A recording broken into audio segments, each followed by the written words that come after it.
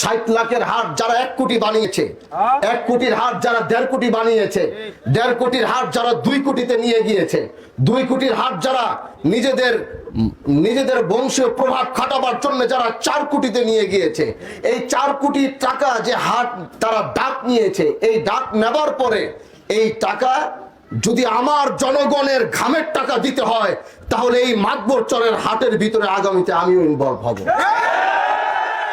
আমি এমপি হবার পরে শিবচরের কোন বাজার, কোন ঘাটের কোথাও গিয়ে আমি এবং আমার ব্যক্তিগত কোন লোক আমরা সেখানে কোনো ডাক বসাইনি, সেখানে কোনো কাগজ জমা দেইনি, কোনো হাট আমার নামে, আমার নেতৃবৃন্দর নামে শিবচরের কোনো হাট নাই। আমরা দেশে শান্তি চাই, গরিব মানুষের উপর যেন অন্যায় না হয়।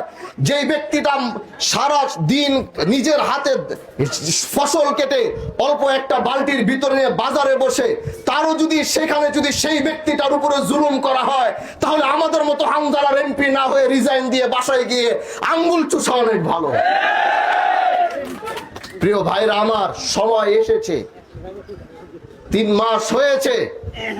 আমি কারো বদনাম করার জন্য আসি নাই, আমি কারো উপরে অন্যায় অবিচার চাপিয়ে, কারণ আমি হামজালা গরিবের বন্ধু হয়েছি, আর এই গরিব মানুষ আমাকে ভোট দিয়ে আমাকে এমপি বানিয়েছে। এজন্য এই গরিবের হক রক্ষা করার দায়িত্ব আমার থাকবে, আমাদের থাকবে ইনশাআল্লাহ।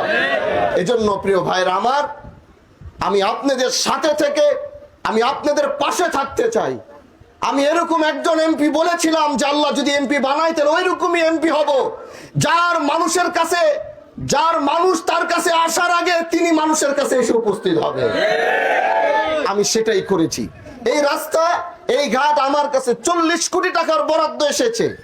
এই 40 কোটি টাকার বরাদ্দ নেওয়ার জন্য একটা মানুষের আমার কাছে যেতে হয়নি। আমি প্রত্যেকটা ইউনিয়নে গিয়ে এই 40 কোটি টাকার বরাদ্দ দিয়ে আসছি। 5 কোটি 5.5 কোটি টাকার মসজিদ মন্দির এসেছে। কারো আমার কাছে কোন হিন্দু ভাইয়ের মন্দির আমার কাছে চেতে হয় নাই, কোন মুসলমান এসে আমার কাছে মসজিদ চেতে হয় না। আমি খবর নিয়ে গিয়ে সেই জায়গায় মসজিদ আর মন্দিরের বরাদ্দ দিয়ে আসছি। প্রিয় ভাইরা আমার, আমরা মানুষের রক্ত চুষতে আসি নাই, আমরা গরিবের রক্ত চুষার জন্য এমপি হইনি।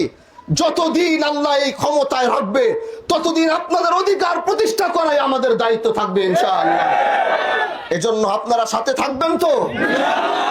এই রাস্তা নিয়ে অনেক কথা আমার সাথে এই এলাকার সবাই যোগাযোগ করেছে, আমাদের নেতৃবৃন্দরা। আমি এই রাস্তার প্রকল্পটি আমার সেই প্রজেক্টের ভিতরে আমি দিয়েছি ইনশাআল্লাহ। আপনাদের এই রাস্তাও হবে, এখান থেকে সামনে গিয়ে ব্রিজও হবে, সেই ব্রিজ থেকে চর জানাজাতের মানুষের রাস্তাও হবে, তাদের ব্রিজও তারা পাবে ইনশাআল্লাহ। আমি জাতীয় সংসদে চর জানাজাতের কথা বলেছি, আপনারা শুনেন নাই? আমার অবহেলিত এলাকা সেটা, এই মাতবর চর থেকে কাছে, ওই পারে এখান থেকে কাছে, সেই এলাকার মানুষের বড় কষ্ট হয়। আল্লাহ যদি বাঁচিয়ে রাখে, আমি সে আওয়াজ তুলেছি। সেই ব্রিজ প্রকল্প কিভাবে আনতে হয়, সেটি বড় প্রজেক্ট, সেটাও আমি দায়িত্ব নিয়েছি ইনশাআল্লাহ। আমি সেটা করার চেষ্টা করব। আমার দেশের গরিব মানুষ আগামীতে মাথা উঁচু করে বাঁচবে, মাথা নিচু করে বাঁচবে না ইনশাআল্লাহ। আপনারা পাশে থাকবেন, সাথে থাকবেন। আপনাদেরকে নিয়ে এই শিবচর গড়ব, এই শিবচরের সমস্ত অন্যায় অবিচার রুখে দিব। আপনাদেরকে সাথে নিয়েই সমস্ত চাঁদাবাজি আগামীতে ইনশাআল্লাহ যতটুকু এখনো চলছে, গ্যারান্টি দিয়ে যাচ্ছে এতটুকু আগামীতে চলবে না। আমরা শিবচরকে মাদক মুক্ত করার জন্য দেখেছেন, আমি নিজে অভিযান করছি। যেখানে মাদক ব্যবসায়ী পাবেন সেখানেই মাদক ব্যবসায়ী ধরবেন। আগামীতে মাতবর চরে কোনো মাদক ব্যবসায়ী থাকতে পারবে না, থাকতে দেওয়া হবে না। তাদেরকে এলাকা থেকে ধরে যখন চালান করব, সব জায়গায় বলে দিচ্ছি, জামিনটা তো খুব সহজ, নিয়ে আসে, জামিন নিয়ে আসবে। এলাকার চেয়ারম্যান, মেম্বার সবাইকে বলে দিচ্ছি, তাদেরকে অবাঞ্ছিত ঘোষণা, আমাদের অনুমতি ছাড়া তারা কেউ এলাকাতে আসতে পারবে না, নিজের বাড়িতে থাকতে পারবে না। ভালো না হয়ে আগামীতে আর কেউ এলাকা আসতে পারবে না। বাবা হয়ে আমাকে সহযোগিতা করেন, ভাই হয়ে আমাকে সহযোগিতা করেন, মা হয়ে আমাকে সহযোগিতা করেন একটু ইনশাআল্লাহ। আমরা একসাথে ন্যায় এবং ইনসাফের যে স্লোগান আমি দিয়েছিলাম নির্বাচনের আগে, সেই পথেই আমরা হাঁটতে চাই, সেই পথেই আমরা চলতে চাই। আমার জন্য খাস করে দোয়া করবেন।